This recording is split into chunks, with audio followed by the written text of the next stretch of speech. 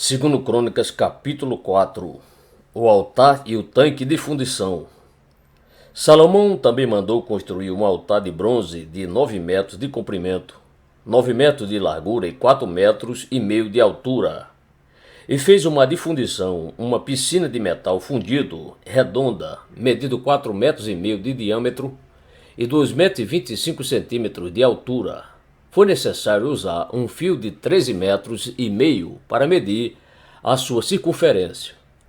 Ao redor da borda de fora desse tanque de metal, que media 13,5 metros, havia 2 carreiras de figuras de touros de bronze, que tinham sido fundidas todas em uma só peça junto com o tanque.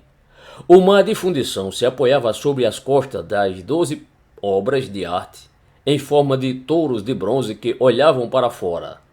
3 voltados para o norte, 3 para o oeste, 3 para o sul e 3 para o leste. O tanque estava fixado sobre os touros, cujas pernas traseiras estavam todas voltadas para dentro. A espessura do mar de fundição era de 4 dedos e sua borda era como a borda de um cálice, como uma flor de lírio. Sua capacidade era de 60.000 litros. Fez também 10 pias e colocou 5 à direita e 5 à esquerda, para lavar tudo que pertencia ao sacrifício. Porém, o tanque era usado para os sacerdotes se banharem.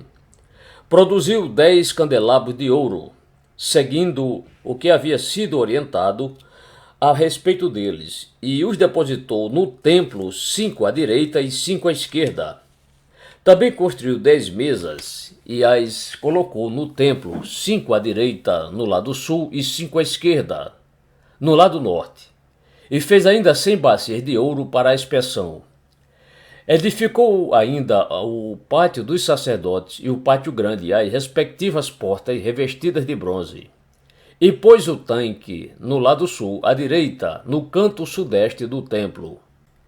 Finalmente, Orão-Abi fabricou os jarros, as pás e as bacias para a aspersão. E assim completou toda a obra que fora colocada em suas mãos pelo rei Salomão para a casa de Deus. As 2 colunas, os 2 capitéis em forma de taça no alto das colunas, os 2 conjuntos de correntes que adornavam os 2 capitéis, as 400 figuras de romães para os 2 conjuntos de correntes, sendo 2 fileiras de romães para cada conjunto. Os 10 carrinhos com suas 10 pias, o mar, como era chamado, o tanque piscina, e as 12 esculturas de touros que o sustentavam em seus lombos. Os jarros, as pás, os garfos de carne e todos os utensílios afins. Todos esses objetos fabricados por Orão-Abi para o templo do Senhor, sob as ordens do rei Salomão, eram de bronze polido.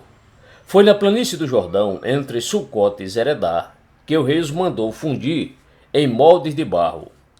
Salomão orientou seus obreiros para que fossem fabricados todos esses utensílios, e em grande quantidade, de modo que nem se podia calcular o total do peso do bronze usado.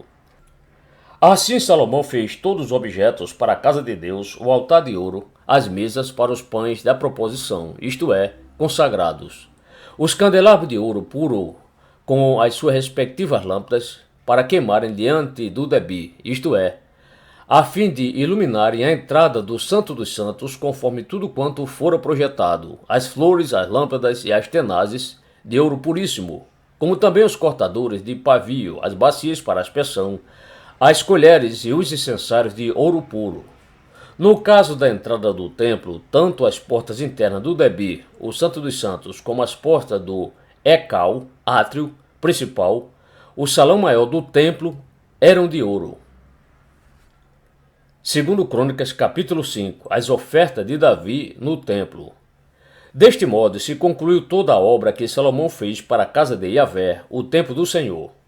E Salomão mandou trazer tudo quanto seu pai, Davi, havia consagrado, isto é, todos os objetos de ouro, prata e todos os utensílios sagrados, e depositou-os no tesouro do templo de Deus. A arca é levada para o templo. Então Salomão congregou os anciãos, as autoridades de Israel e todos os líderes das tribos e os príncipes das famílias dos filhos de Israel, para fazer subir da cidade de Davi, que é Sião, a arca da aliança de Yahvé. E todos os homens de Israel juntaram-se em comunhão ao rei por ocasião da festa, no 7º mês. Depois que todas as autoridades de Israel chegaram, os levitas transportaram a arca e a conduziram juntamente com toda a tenda do encontro e seus utensílios sagrados. Foram os sacerdotes levitas que levaram tudo. O rei Salomão e toda a comunidade de Israel, que se havia congregado a ele perante a arca, sacrificaram tantas ovelhas e bois que nem era possível contar. Assim os sacerdotes trouxeram a arca da aliança de Yahvé para o seu lugar, ao Debi, o santuário interior do templo, a saber, ao Santo dos Santos, o lugar santíssimo, debaixo das asas dos querubins. Os querubins estendiam as asas sobre o lugar da arca, cobrindo a arca e as varas utilizadas para o transporte. Essas varas eram tão longas que as pontas se estendiam para fora da arca e podiam ser vistas da parte da frente do santuário interno, mas não de fora dele, e elas permanecem lá até nossos dias. No interior da arca havia exclusivamente as 2 tábuas que Moisés tinha depositado quando estava em Horebe, onde Yahvé firmou uma aliança com os israelitas depois que abandonaram o Egito. Deus toma posse do templo. Ora, quando os sacerdotes saíram do lugar santo, e de fato todos haviam se consagrado, não importando a divisão ou a classe de seus grupos, os levitas, músicos e cantores, todos eles, isto é, Asaf, Emã, Jedutum e os filhos e parentes deles, vestidos de linho fino, com símbolos, com alaúdes e com harpas, também estavam em pé ao lado oriental do altar, e juntamente com eles 120 sacerdotes que tocavam as trombetas. Os que entoavam as trombetas e os cantores louvaram e agradeceram a Yahvé a uma só voz. Ao som de cornetas, símbolos e outros instrumentos, ergueram suas vozes em uníssono ao Senhor e cantaram: porque Ele é bom, o seu amor dura para sempre. Em seguida, toda a casa se encheu da nuvem de glória de Yahvé, de tal maneira que os sacerdotes não conseguiram permanecer em pé para dar sequência ao serviço religioso, porquanto a glória do Senhor tomou todo o templo de Deus. Segundo Crônicas, capítulo 6, o rei louva a Deus e abençoa o povo.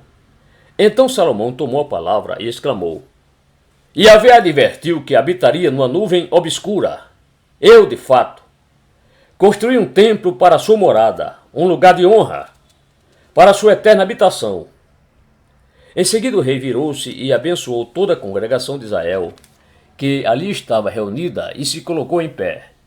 E Salomão bradou: Bendito seja Yahvé, o Senhor, Deus de Israel, que cumpriu pelas suas poderosas mãos tudo quanto prometera com sua própria boca ao meu pai Davi, quando lhe afirmou: Desde o dia em que tirei o meu povo da terra do Egito, não escolhi cidade alguma de todas as tribos de Israel, para nela edificar um templo para o meu nome, nem escolhi homem algum para ser líder do meu povo Israel, mas escolhi Jerusalém para que o meu nome permanecesse ali, e escolhi Davi para governar sobre o meu povo Israel. Meu pai Davi tinha no coração e na alma o objetivo de construir um templo em homenagem a Yahvé, o nome do Senhor, o Deus de Israel. Mas Yahvé lhe advertiu: Fizeste bem em alimentar em teu coração o propósito de construir uma casa para a habitação do meu nome. Contudo, tu não erguerás um templo, mas sim teu filho que descenderá de ti. Esse sim edificará uma casa ao meu nome. Assim o Senhor cumpriu a sua palavra. Sou o sucessor de meu pai Davi, e agora ocupo o trono de Israel, como Yahvé havia prometido, e construí o templo em honra a Yahvé, o nome do Senhor, o Deus de Israel. Depositei em sua casa a arca da aliança, na qual estão guardadas as tábuas da aliança do Senhor, a aliança que ele mesmo estabeleceu com todos os filhos de Israel. Oração e consagração do templo. Em seguida, o rei Salomão postou-se diante do altar de Yahvé, em frente de toda a Assembleia de Israel, e estendeu as mãos. Ora, Salomão mandara construir uma plataforma de bronze medindo 2,25 metros de comprimento e de largura por 1,35 metros de altura, posicionada no centro do pátio externo. O rei subiu na plataforma e prostrou-se de joelhos diante de toda a comunidade israelita. Ergueu as mãos em direção aos céus e orou: Ó Yahvé, Senhor Deus de Israel, não existe nenhum Deus semelhante a ti nos céus nem na terra. Tu que guardas a tua aliança de amor e misericórdia para com os teus servos que, de todo o coração, andam de acordo com a tua vontade. Cumpriste a tua promessa a teu servo Davi, meu pai. Com tua boca a fizeste e com teu braço forte a estabeleceste, conforme se pode observar aqui e agora. Sendo assim, ó Yahvé, Senhor Deus de Israel, cumpre ainda outra promessa que fizeste a teu servo Davi, meu pai, quando afirmaste: jamais faltará diante de mim sucessor, que se assente no trono de Israel, contando que teus descendentes guardem o teu caminho para andarem na minha Torá, lei, como tu andaste na minha presença. Ó Yahvé, Senhor Deus de Israel, cumpre-se agora também a tua palavra que empenhaste ao teu servo Davi. Todavia, na verdade, habitaria Deus com os seres humanos na terra? Nem os céus e os céus dos céus podem te abrigar, muito menos este templo que construí.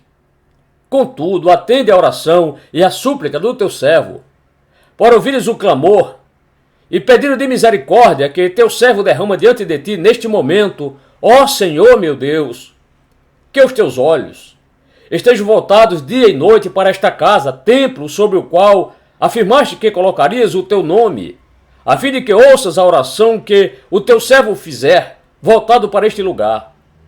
Ouve, pois, as súplicas do teu servo e o rogo de Israel, o teu povo, quando orarem voltados para esse lugar. Ouve desde os céus, e quando ouvirem, concede-lhes o teu perdão. Quando o homem pecar contra seu próximo, e tiver que fazer um juramento, e vier jurar diante do teu altar nesta casa, escuta dos céus, e ajuiza com misericórdia. Julga os teus servos, retribui ao culpado o que de fato lhe cabe, fazendo recair sobre o pecador o peso do seu erro, e declara sem culpa o inocente, concedendo-lhe o que o seu procedimento correto merece. Quando Israel, teu povo, for derrotado por um inimigo por ter pecado contra ti, e voltar-se para ti, invocar o teu nome, orando e rogando a ti nesta casa, ouve dos céus, e perdoa o erro de Israel, o teu povo, e o faz retornar à terra que deste a ele e aos seus antepassados. Quando o céu se fechar, e não houver chuva, por terem eles pecado contra ti, e eles orarem com sinceridade, voltados para este lugar, confessarem o teu nome, e se afastarem da prática do pecado, por os teres afligido, escuta do céu, perdoa o pecado e os erros dos teus servos e de Israel, o teu povo. Ensina-lhes o caminho da vida e envia chuva sobre a tua terra, que concedeste a teu povo por herança. Se ocorrer um tempo de fome ou enfermidade sobre a terra, se houver seca, ferrugem, mofo, gafanhotos peregrinos e gafanhotos devastadores, ou ainda quando os inimigos sitiarem suas cidades, quando, em meio a qualquer praga ou epidemia, uma oração ou apelo por misericórdia for elevado a ti, por um israelita, ou por todo o ajuntamento de Israel, teu povo, cada um refletindo e sentindo as suas próprias aflições e responsabilidades, estendendo as mãos na direção desta tua casa, ouve dos céus, o lugar da tua habitação, perdoa e trata cada pessoa de acordo com o que merece, uma vez que só tu conheces o íntimo de cada um de nós. Sim, só tu conheces o coração do ser humano. Deste modo, eles te temerão e andarão em conformidade com a tua vontade durante todo o tempo em que viverem sobre a terra que concedeste aos nossos antepassados. Ouve a oração do não-judeu. Mesmo o estrangeiro que não pertence ao teu povo Israel e que veio de uma terra distante por causa do teu magnífico nome, da tua mão poderosa, do teu braço forte, quando ele vier orar, voltado para esta casa, ouve dos céus, lugar da tua habitação, e atende também a súplica daquele que não é nascido judeu, a fim de que todos os povos da terra conheçam, Yahvé, o teu nome, e te obedeçam com amor e reverência, como deve agir Israel, o teu povo, e saibam que este templo que levantei traz o teu nome. Ouve Israel, o teu povo, nas aflições. Quando o teu povo sair à guerra contra os inimigos, seja qual for o caminho pelo qual os enviares, e orarem a ti voltados para a cidade que escolheste, e para o templo que edifiquei ao teu nome. Escuta, pois, dos altos céus a sua oração e a seu rogo, e defende a sua causa. Quando pecarem contra ti, porquanto não existe ser humano que não peque e cometa erros, tu te indignares contra essa gente e os entregares às mãos do inimigo para os castigarem, de modo que os levem em cativeiro para alguma terra longínqua ou próxima. Se caírem em si na terra estranha, para onde forem conduzidos como escravos, e lá se arrependerem, e se converterem confessando, pecamos, nos desviamos, agimos com rebeldia, perversidade e praticamos o mal. E lá, nas terras de sua deportação, se voltarem sinceramente para ti, de todo o coração e de toda a alma, entre os povos de seu exílio, para onde foram mandados cativos, e orarem voltados para a sua terra, que deste a seus pais, para a cidade que escolheste, para o templo que levantei em honra a teu nome. Então, dos altos céus, lugar da tua plena habitação, ouve a sua petição e a sua súplica, e defenda a sua causa. Perdoa o teu povo que pecou contra ti. Conclusão da oração do rei de Israel. Portanto, ó meu Deus, estejam neste momento os teus olhos observando tudo quanto aqui se passa, e atentos os teus ouvidos às orações e súplicas declaradas a ti neste lugar. Agora, pois, levanta-te, ó Yahvé, Senhor Deus, e vem para o teu lugar de repouso, tu e a arca do teu poder. Que os teus sacerdotes estejam vestidos de salvação, e os teus santos se alegrem na tua bondade, ó Yahvé, Senhor Deus. Ó Yahvé, Senhor Deus, não rejeites o teu ungido. Recorda-te das tuas misericórdias e promessas firmadas ao teu servo Davi.